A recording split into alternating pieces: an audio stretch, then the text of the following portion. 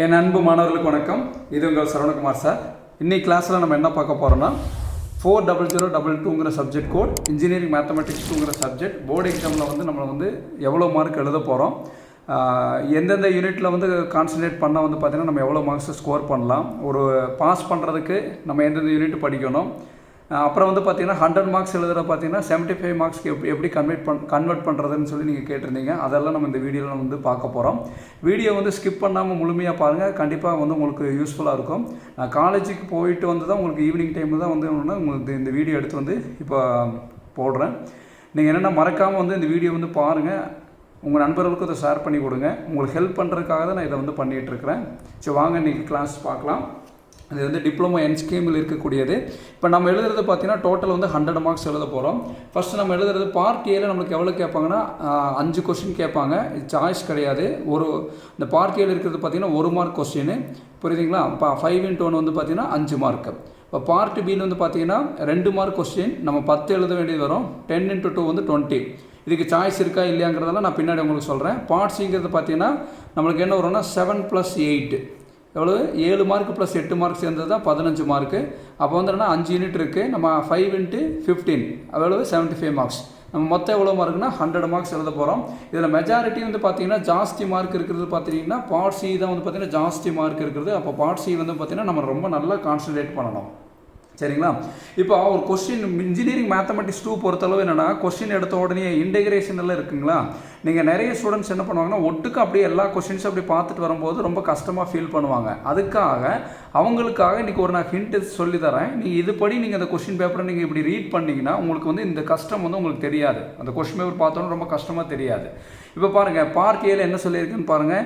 5 question கேட்பாங்கன்னு சொல்லியிருக்கேன். எல்லா கொஸ்டினுக்கு என்னென்னா 1 மார்க். ஒரு கொஸ்டினுக்கு வந்து என்னென்னா 1 மார்க்கு, 5 யூனிட் இருக்குது, சரிங்களா? இப்போ அதில் என்னென்னா இப்போ பாருங்கள், இதில் வந்து என்னென்னா நோ சாய்ஸ். இதுக்கு வந்து என்ன சாய்ஸ் கிடையாது.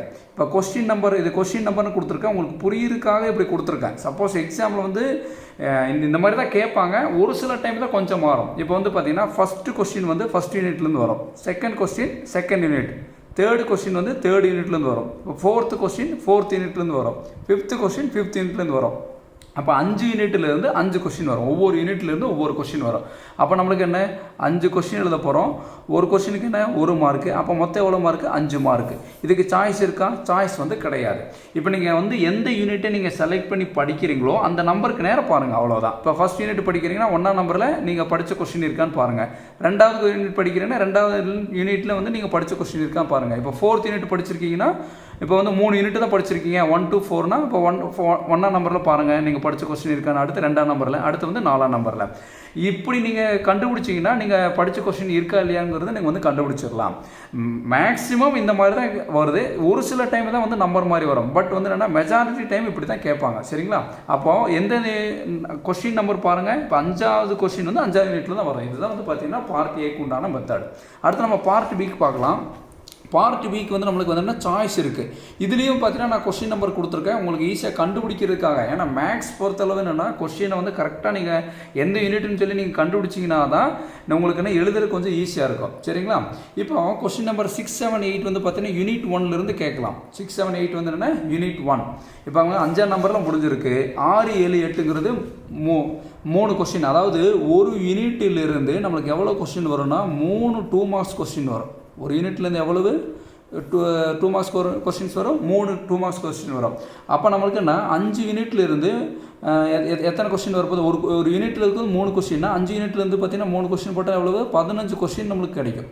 15 கொஸ்டின் வரும். அப்போ நம்ம எழுதுறது பார்த்தீங்கன்னா 15 கொஸ்டினில் நம்ம 10 கொஸ்டின் தான் நம்ம எழுத போகிறோம். 15 கொஸ்டினுக்கு நம்ம எவ்வளோ கொஸ்டினுக்கு ஆன்சர் பண்ண போகிறோம்? 10 கொஸ்டினுக்கு வந்து நம்ம ஆன்சர் பண்ண போகிறோம், புரியுதுங்களா? அப்போது நம்மளுக்கு 5 கொஸ்டின் நம்ம வந்து சாய்ஸில் விட்டுடலாம். அப்போ 10 × 2 தான் வந்து 20 மார்க், புரியுதுங்கம்மா? 20 மார்க்ஸ் கொஸ்டின், புரியுதாம்மா?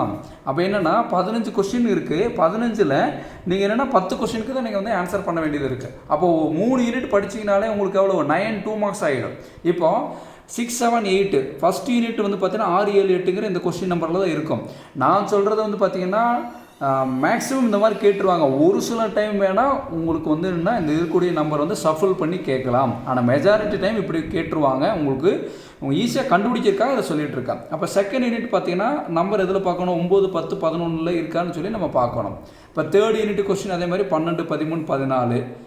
யூனிட் 4 வந்து பார்த்தீங்கன்னா 15, 16, 17. யூனிட் 5 வந்து பார்த்தீங்கன்னா 18, 19, 20 இருக்கான்னு பார்க்கணும்.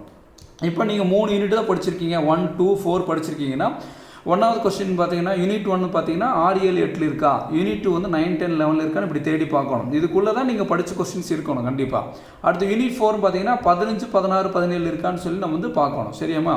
இப்போ இந்த தேர்ட் யூனிட், ஃபோர்த் யூனிட் இந்த 2 யூனிட்டுமே பார்த்தீங்கன்னா இன்டெகிரேஷன். சரிங்களா? உடனே இன்டெகிரேஷன் பார்த்த உடனே நீங்கள் கன்ஃபியூஸ் ஆகி நீங்கள் முன்னாடி படித்ததை மறந்துடக்கூடாது. நீங்கள் நல்லா பார்த்துங்க, இந்த நான் கொஸ்டின் நம்பர் ஞாபகம் வச்சுங்க. அடுத்தடுத்து தொடர்ந்து வருது. Unit 1, unit 2, unit 3, unit 4, unit 5 இப்படி தான் வந்து போட்டிருக்காங்க. சரியாம்மா? இது வந்து என்ன ஒரு ஐடியாக்காக கொடுத்துருக்கேன். இதுபடி நீங்கள் ஃபாலோ பண்ணுங்கள், கண்டிப்பாக வந்து நீங்கள் ஈஸியாக ஸ்கோர் பண்ணிடலாம். அப்போ வந்து என்னென்னா 2 மார்க்ஸ் என்னென்ன 15 கொஸ்டினில் 10 கொஸ்டின் நம்ம வந்து எழுதுனா போதும். ஒரு யூனிட்டுக்கு அதாவது என்ன 2 மார்க், அப்போ 10 × 2 எவ்வளோ 20 மார்க்ஸ்.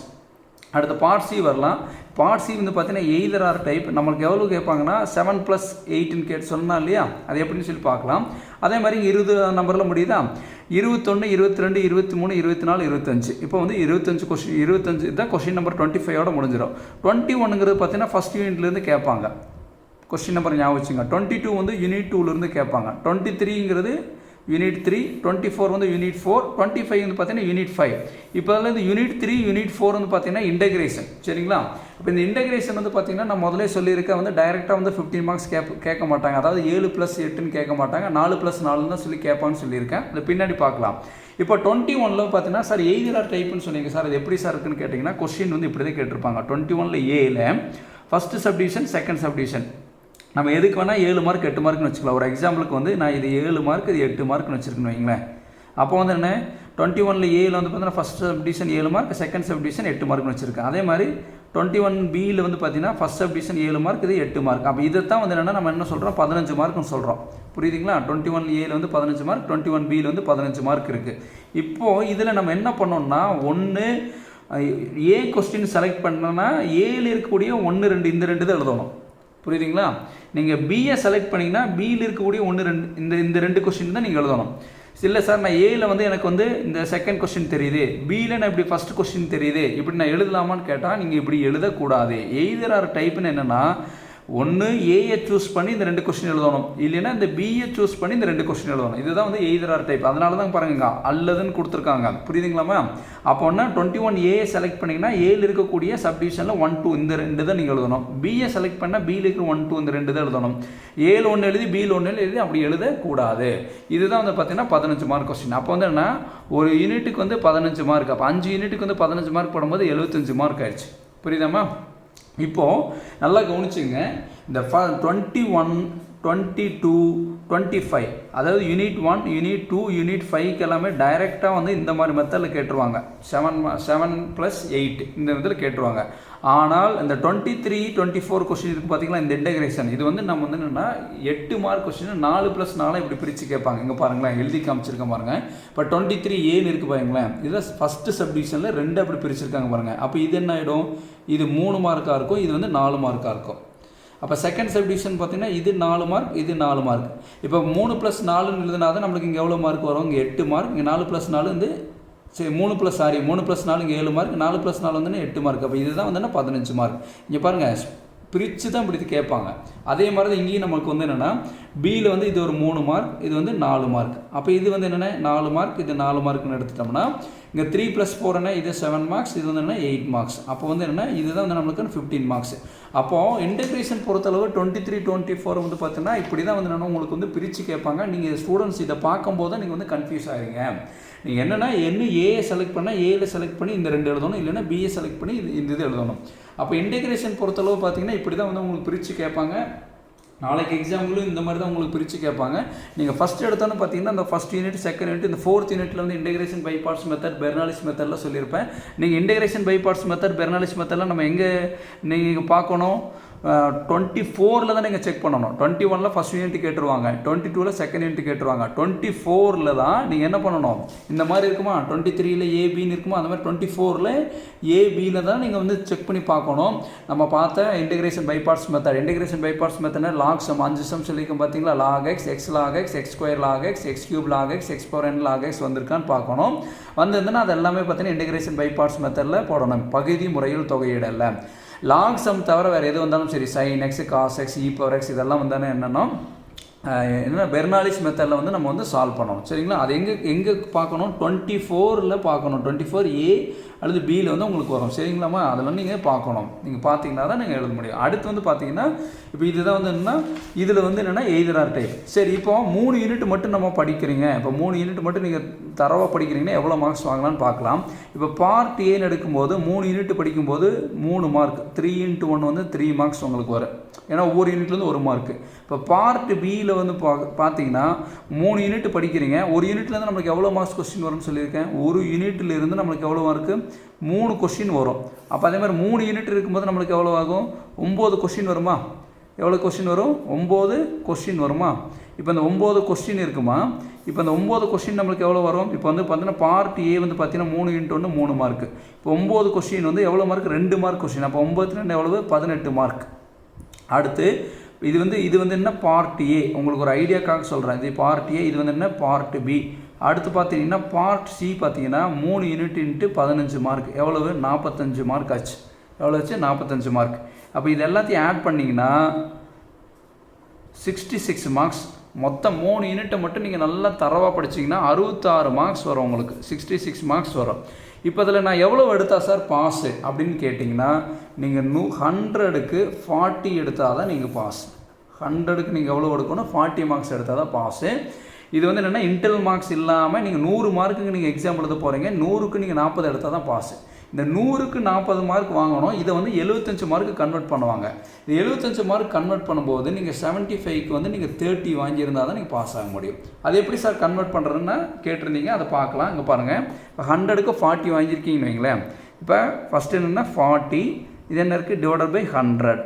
இது எழுதிக்கிங்க, எவ்வளோ வருது, 40 / 100 போட்டிங்கன்னா உங்களுக்கு என்ன ஆன்சர் வருது பாருங்கள். 40க்கு 100க்கு எவ்வளோ மார்க் வாங்கியிருக்கீங்களோ அதை போட்டுக்கணும். 100க்கு இப்போ 40 மார்க் வாங்கியிருக்கேன்னு வச்சுங்களேன். எக்ஸாம்பிளுக்கு என்ன வருது, 0.4. அதை நம்ம எவ்வளோக்கு கன்வெர்ட் பண்ணுறோமோ அதை வந்து இங்கே மல்டிப்ளை பண்ணணும். இன்ட்டு எவ்வளோ கன்வெர்ட் பண்ணுறோம், 75க்கு நம்ம வந்து கன்வெர்ட் பண்ணுறோம். கன்வெர்ட் பண்ணும்போது ஈக்குவல் டு ஆன்சர் என்ன வருது, 30. இதுதான் வந்து பாஸ் மார்க். அப்போ 100க்கு 40 வாங்கணும். 40 வாங்கினா தான் நம்ம பாஸ் பண்ண முடியும். சரிங்களா? இன்டர்னல் மார்க்ஸ் இல்லாமல். இப்போ இதே மாதிரி நீங்கள் என்ன மார்க் வாங்குறீங்களோ அதை நீங்கள் இதில் வந்து நீங்கள் கொடுத்து பார்த்துக்கலாம். ஃபார் எக்ஸாம்பிள் 100க்கு 80 மார்க் வாங்குறீங்கன்னா 80 / 100ன்னு போட்டுட்டு ஈக்குவல் டு இன்ட்டு 75 அமுத்தினீங்கன்னா உங்களுக்கு ஆன்சர் வந்துடும் 60 மார்க். 75க்கு நீங்கள் 60 மார்க்னு அர்த்தம். இப்படியும் போடலாம்.